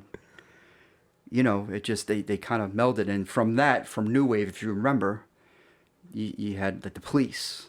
Yeah, right. Reggae. You had Blondie. Right. That's right. You had Watching the Detectives. Yeah. All that New Wave stuff had an element of reggae in it. Wow. So that's that progression, how that came out. So to take the thought on that, here's you guys mixing stuff with the house DJ stuff, with your stuff. Yeah. You see how music progresses. Where are we now? Is that ever gonna happen again? Does that happen now? I mean, I used to think about it a lot, and I just kind of given up. But I didn't lose hope. It's just different, and you got to just accept that things are not the way it was for us. Right. And then go from there. Because there's some great artists. I mean, Billie Eilish, she's very young and she's doing amazing stuff. I mean. Yeah, she's like 20 or 18. I think she's in her 20s. She's not even 20, right? I think she probably just turned 19 or 18 or something like that. So stuff like that, it's out there, but I think things have become so, in its own compartment now, whereas before we could just pull from the same pool. You know, we had MTV and they played everything, all different types of stuff. Yeah, I mean, you could turn on it'd be Judas Priest and then Elvis Costello and then hello, is it me? Right, remember that Lionel video? Richie. Yeah.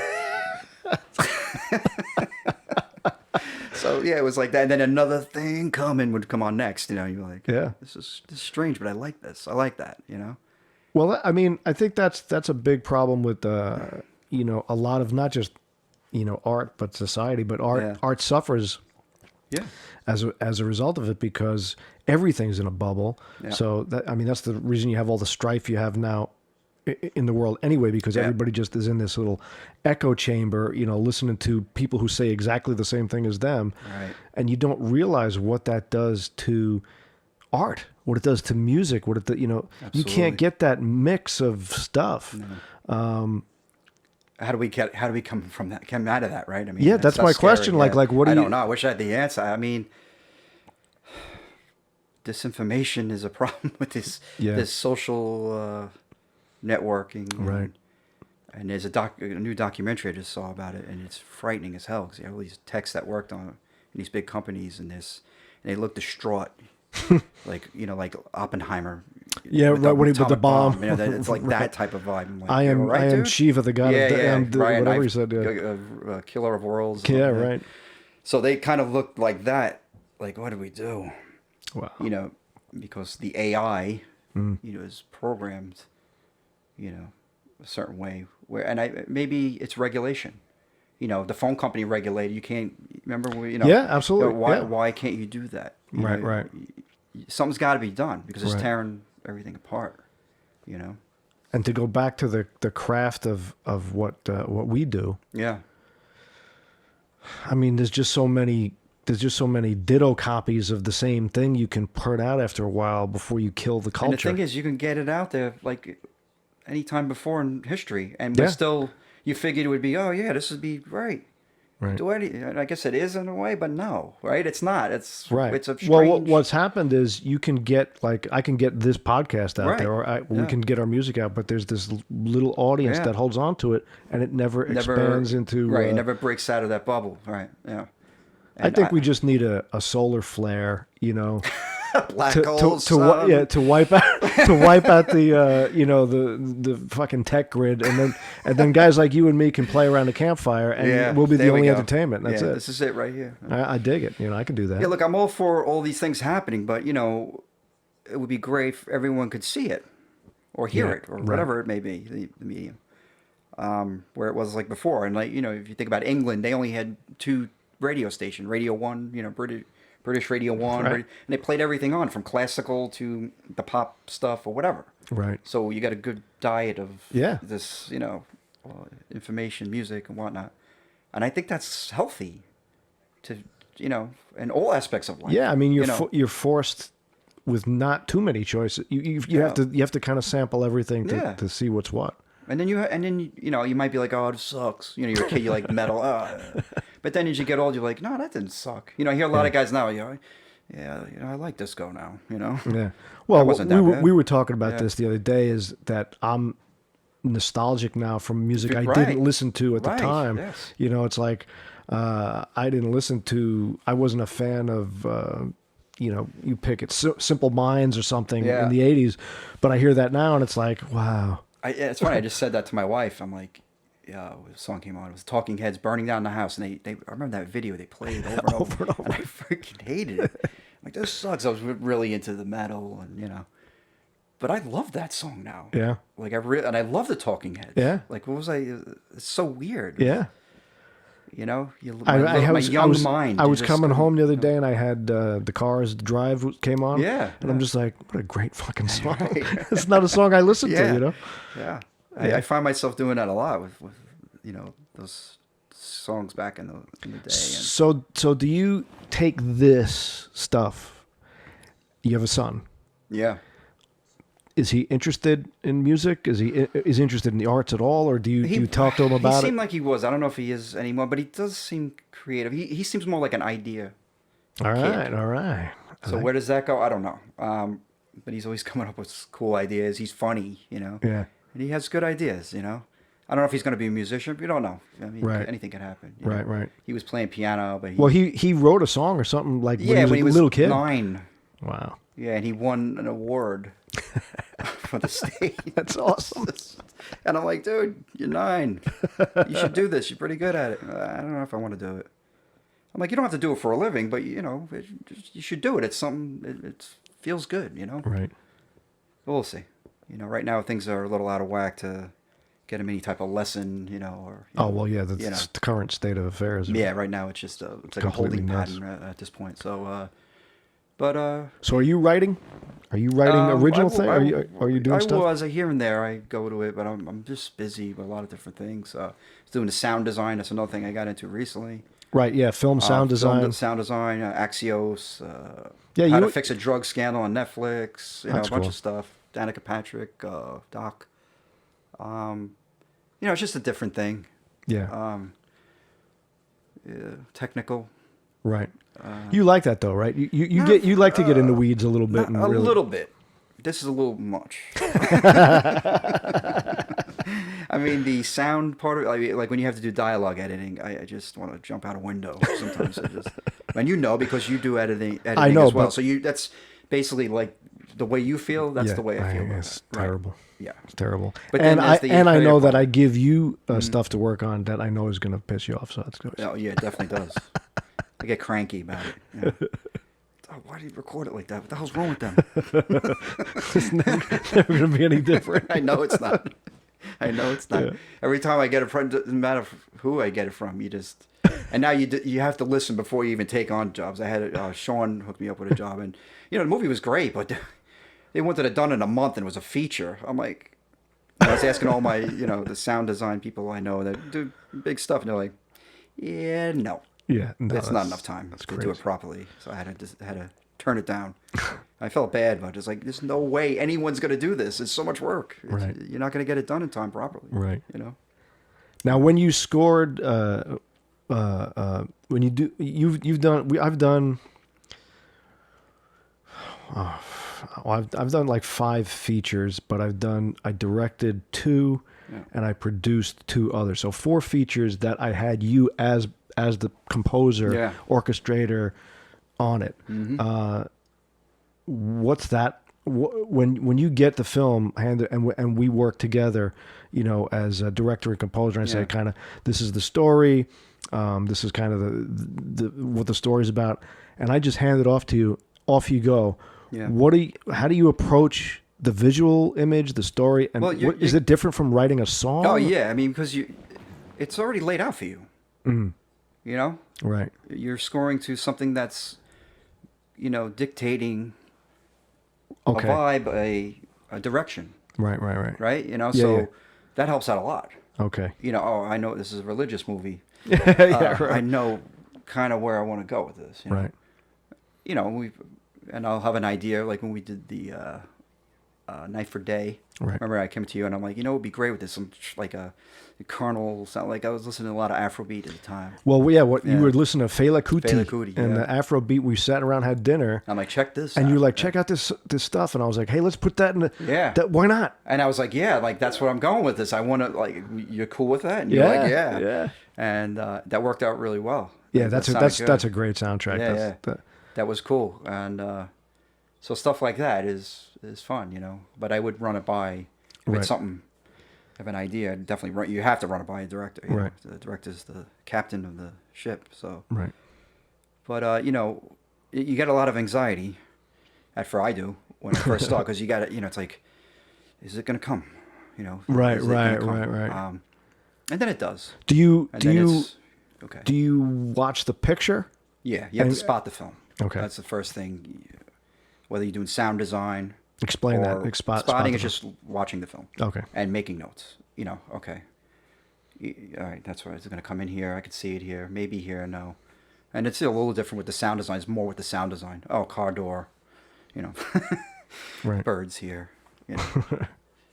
Footsteps. You know, stuff like that. And you make markers and notes and whatnot. then you start to dig in, you know, like and then you have to, you know, it's stylistic. Like, do you want it orchestral? Do you want it more electronic? You know, there's different approaches to it, and that again you discuss with the director, right? You know, and, moods and tones. Yeah, and orchestral's a little more difficult, a little more involved because, you know, especially when it's a low budget, you don't have the money for an orchestra. You have to do it all with high quality samples, so I have to play it on the keyboard. Right. And I gotta you don't have tweak it so it's 14-piece, and it sounds great. Don't get me wrong. I mean, a lot of the stuff you hear on Netflix or TV shows that have to be produced like that, that's what they're doing. Yeah, they just can't. You know, you can't afford it unless it's a big show. Right. Like Walking Dead, they have right. Bear McCreary. Right. Yeah. See, the first one we did, Lower Than the Angels, which was our first real attempt together. My first film ever directing as feature. That's what got me and then going with the film score because you couldn't do it. Right. All those years because I didn't have, you know, I didn't even know how to even get started. Right. Until computers came into the picture, right?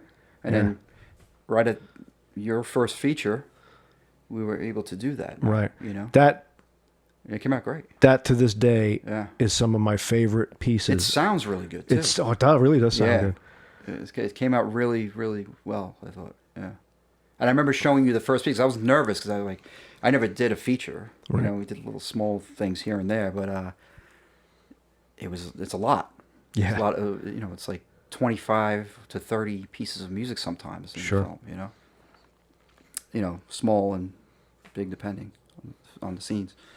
But I remember showing you the first, and I knew it was. I was like, yeah, this is good. I feel this, and that's the thing. I gotta feel it first, you know. You know, you just gotta, and you know it's right when you're feeling it. If I feel it, someone's gonna feel it, you know. So I remember showing you, and you were just like, "Holy shit, this is great," you know. And I was excited, and then it went from there. And there was some really nice moments. Oh yeah, yeah. I think I think in all of the. I say we did 4 features together plus a bunch of shorts and stuff. Yeah. I think the only direction I ever gave as a director was the very, very first thing. Yeah. Like it was an opening sequence. It was a little dark, like your first pass at it, and I needed this sort of soaring kind of. It was like it was a very long sequence. The whole beginning. Right. Yeah. And you took it, made one adjustment, and I think. In 20 years since, I don't think I've made an adjustment on anything you've ever done. Yeah, you give me a lot. Yeah, you're very, you know, relaxed with that, you know. Yeah. But there's other directors that just make you crazy.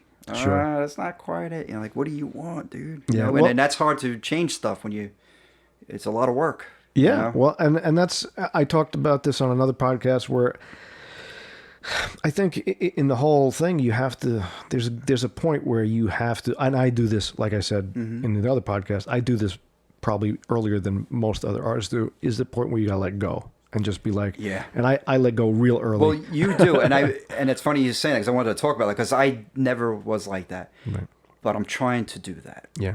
I really am, and I was the opposite to a fault. It was bad. Sure. Because it gets in the way, I think. Yeah. You need to commit. You need to trust your instincts, right? Right. And all the training and your experience. Right. And kind of just, okay. That's the moment you're in at the right? Exactly. That's exactly it. I'm trying to. And there's something about. It's not only letting it go. There's like a real gift that you get back. It's like, oh. You know, it's a surprise to you. Like the universe kind of rewards you with, I didn't see that. Okay, that's it. That's what it's going to be, you know? Yeah. And you kind of, you really, there's a reward in that. It feels like, oh, I got to hang on to it. Mm-hmm. But if once you let go, you get this like incredible gift back that you didn't think you were going to get. Yeah, I know. That's the thing about all of this, the beauty, the magic. And it's still is still magical to me. You know, music, it's still a mystery to me. You know? I love that. And I love the surprises that come along. Like, we're saying when we were doing our song. Yes, talk about that a little bit. As you get on in your career, you put all that work in, you don't think anymore. You just let whatever it is flow. Right. I know it sounds artsy-fartsy no, and but all that stuff, but it's a real thing. It really is. It really is. It really is. And it's freaking magical and it's great. And that's like the drug almost, of the, and it's, yeah. I mean, that's why I miss doing live theater because, that for an actor, that's the actor's medium. Yeah. Filmmaking's great, but it's a director and editor's medium. Right. So you can act on screen, and you just have to know they're going to do something. Who knows what they're going to fucking do with it? Yeah. It could look like, I don't care. I just enjoy the moment. But when you're on stage, as you know, as a live performer, it's like anything is the moment is total magic. Anything can happen at any second. Yeah, because anything can go wrong. Right. Or right. Or right. And sometimes the wrong is the most right thing. Right. The glass gets knocked over. Whatever happens, and it's the truth. The truth Yep, blasts right. in there. So I think a lot of artists hang on too tight. And Yeah, absolutely. I'm guilty. But I'm learning to not. And trust, like I said before, my instincts. And we'll talk about that latest surprise because we did a little cover because we were turning a certain age this year. We were turning 50, and the way the whole fucking world was going to shit and everything's going weird. It was a great Dylan song that was ringing in my head, and I wanted to do. I never did anything with you since we were 14. In your arena. In my arena, yeah. That's weird to think about that. Yeah. We've always worked in my field, working on films and things, but we never got to work, and I wanted to do a song. So we did that, and it was just something I picked because what it was saying to me about the time in our life and the time that it's a we're great in. song. And, but now that you've kind of done your orchestration of it, what were the surprises that came out for you? It sounds really good. That's good. I did it just like, okay, I'll just do this. It'll just be us an acoustic or just a guitar. I did it with electric guitar, and I did it live on a hand recorder, right. A Zoom. It sounded good. And that's when I sent it to you. I'm like, yeah, what do you think of this? Yeah. And then I left your spot open. You were like, yeah, that's great. And then you did your lines real quick. And then as I'm putting it together, it was just, I'm like, wow, this is really good. I don't know. I don't know why I'm surprised that it wouldn't be good, but I don't know. I don't know. Yeah, because we weren't doing it for any reason. We'll just do this, Yeah. But it's sounding really good, and I play it for people. They're just like, wow. But there was one point. With the middle part, like when I'm playing, like just when things, I needed a middle guitar, right? Because now I'm starting to layer it, which I wasn't going to do. I was just going to keep it just vocal and the guitar. But we're like, no, let's add some. I added mandolin, which my grandfather's mandolin, by the way. That's so cool. And so that was never recorded before. So it's on, it's recorded now on Something Forever. That's awesome. And so that's a little tribute to him. And then, just doing the middle part, I got to do something. I don't want to do this all-out solo, but, just this little beautiful guitar thing came, and I laid it down, and I love that, a little surprise that, I don't know where that came from, but, it just, and I did it like one shot. It was great, And that's the surprises. And the lesson there is that you didn't go back and, turn the knobs on it too much. It's like, hey, it was a gift and it was there. Yeah, you just leave that. It was good as it is. Yeah, that's awesome. And there was a lot of that in this, and there's no click track. That's when you follow on to a fixed beat, and so it's just very flowing. And it's good. I like that way of recording. It's not because I've done the dance stuff. Everything's very structured on a click. A lot of producing. Right. This is more organic when you just have guitar and, I really like that. It feels good to me. Well, I want to do more. Yeah, well, I'm thinking maybe we'll do a Hendrix song. We'll do like Axis Boulders Love. Oh, that's cool. I think that's a good one we should do. Yeah, all right. Yeah. So we got to do a Hendrix song. Just do a little. I don't know. I don't know it. You don't know it. Axis Boulders Love. Yeah, I can't remember. I think I might. Well, I could by ear maybe. I really don't remember. I get that confused with the. This is just from. Yeah, I'm trying to remember the song. That's it. Oh, right. That's okay. Now I know it. Right? Yep. That's it. The fiery green gown sleeps in the grassy ground. Great lyrics. Oh my God. Her fiery green gown sneers at the grassy. Axis. He knows everything. Right? I mean, brilliant. Yeah. Really, that just people don't know the song "Axis Bold as Love" from Jimi Hendrix. Take a listen. Then you really understand the genius of Jimi Hendrix, right? I mean, it's just beautiful. The lyrics. Yeah. My yellow in this case is not so mellow. It's in fact, I'm trying to say it's frightened like me. Right. And all these colors of mine keep holding me from giving my life to a rainbow like you. That's great.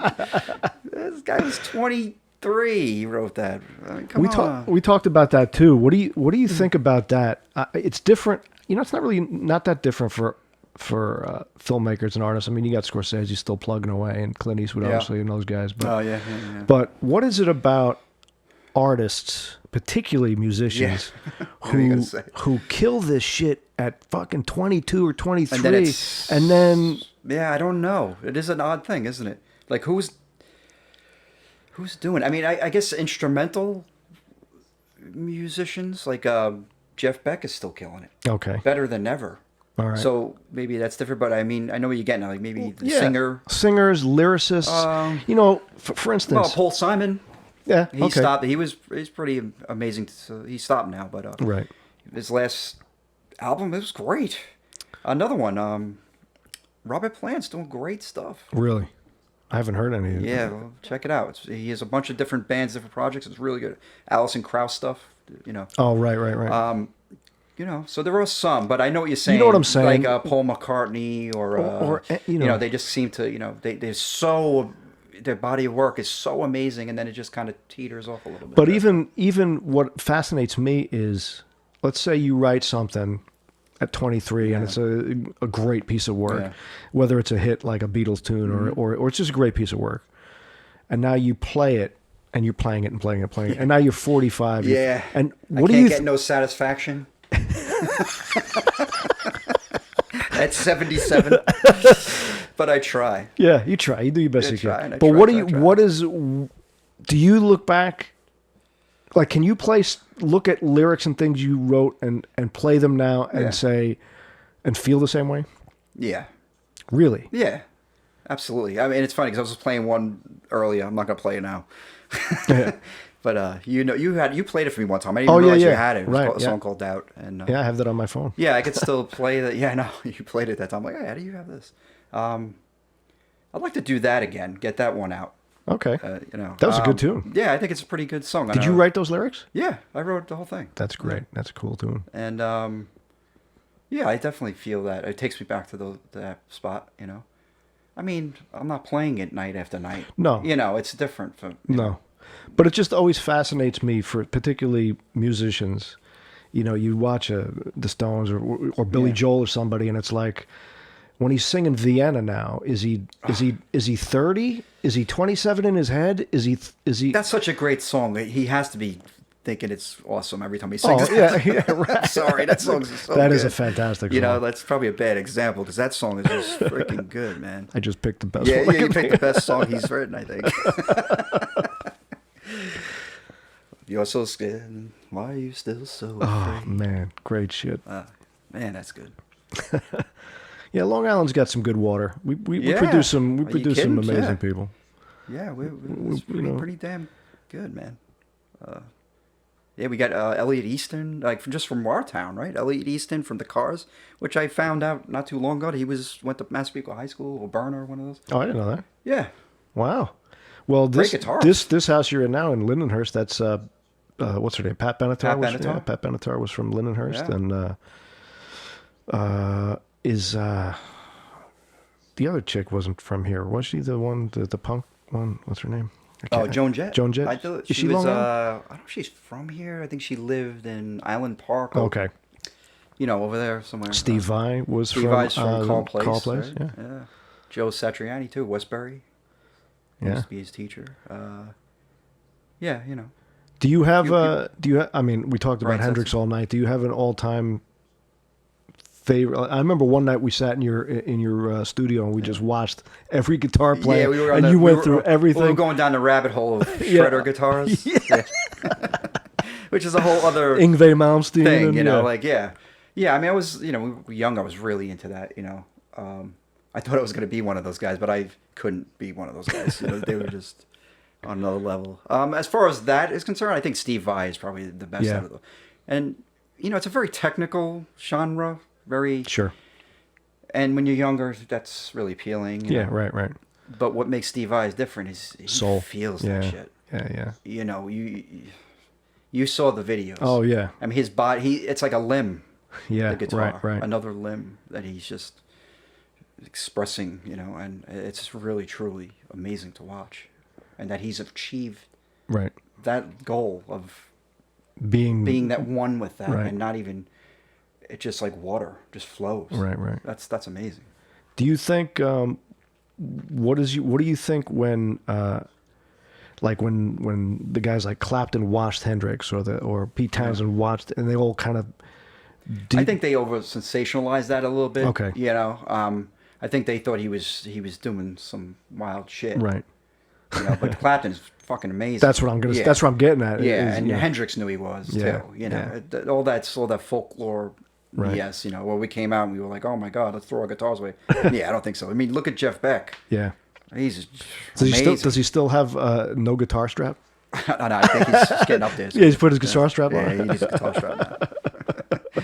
You think of that infatuation video with That's right. It's a good song too. That's a good '80s guitar song with Jeff Beck playing that solo. It's a great solo. Right. Yeah, that's good stuff. I kind of miss that '80s guitar sound, and I think Eddie Van Halen sparked that a bit, Well, there's a guy we didn't even touch on. Yeah, he sparked that whole, and everyone was doing that. The tapping and we got to get that going. We got to get that stuff in this pop song with Right. Well, whatever it wasn't may it Michael Jackson used him for one of them? Beat It, I think. Yeah, I mean even remember Maniac, Michael Sembello. Right. And he jumped on that really quick because that was, he didn't hear anyone doing the tap thing other than Eddie, and then he Right. did it. He was doing that part in that solo. I'm like, look at this guy, he's stealing from Eddie Van Halen. Well, there was a time when we were, that was the prime high school time was Van Halen. And, I remember junior high school. Yeah, We were junior high seventh school. grade. That's when it was like Right. exploded, Beat It, and Michael Jackson, MTV was huge. Right. And that was a good time. I remember that. I liked those Yeah. times. It was just a new, something just changing, something in there. Right. It was different, So, all right. So we'll wrap it up. So, Yeah. So what we're doing? Axis Bold as Love. I like that. Yeah, I think that's a good plan. you like that? Yeah, I think I'll that's go a with good that. choice. Yeah. Because I was thinking about which Hendrix song would be Right. really good to do. We could definitely do that. Yeah. You just tell me what I got to do, and I'll do it. Yeah. Tell me what to, Just tell me what part to sing. sit there and play the tambourine. Sit there and shut your mouth. Yeah. Don't make any noise. Don't make any noise. Yeah. So all right. So you clearly you're going to be a regular guest because Oh, yeah? because We have there's- so much to talk about. There's just well, too we do much. this just normally. I we know. just hang out. And I talk know. Shit. And I think if I can get like when I have other musicians on, Yeah. I should have you on to like explain the music and shit. Dude, you're fine. I don't know what you're getting crazy with that. You were saying that before we even started this. Like, I don't know what I'm talking about with it. Stop. Yeah. It's all art, man. You know what Yeah. you're talking about. Yeah. You might not know. We're not doing a music theory lesson here. Yeah. We don't want to do that. No, we don't want to do that. Bore the crap out of people. Well, some people. Yeah. Right. Some people might like that. But yeah, I mean, it's all art. All right. So all right. I have to do this before we let you go. Is there any place people can find your stuff, find tunes to download? Yeah, find, I mean, you could just. I think I'm on is it Reverb Nation. Reverb. Reverb Nation. Is it Reverb Nation? I don't think remember. I haven't been that's. there so long. I know. It's / Vincent Nigro. You could just Google my name and come up Right. with stuff. You'll see. I used to do guitar session work on dance music and Madonna stuff. Duran Duran. If you just Google it, it probably just comes up. You come up on all these pieces. Yeah. All right, dude. This is awesome. Yeah. Thanks for having me. This is a lot of fun. Yeah. It's good. No, we'll definitely do this again, and Yeah. we'll get some we'll get some more drinks going. Yeah.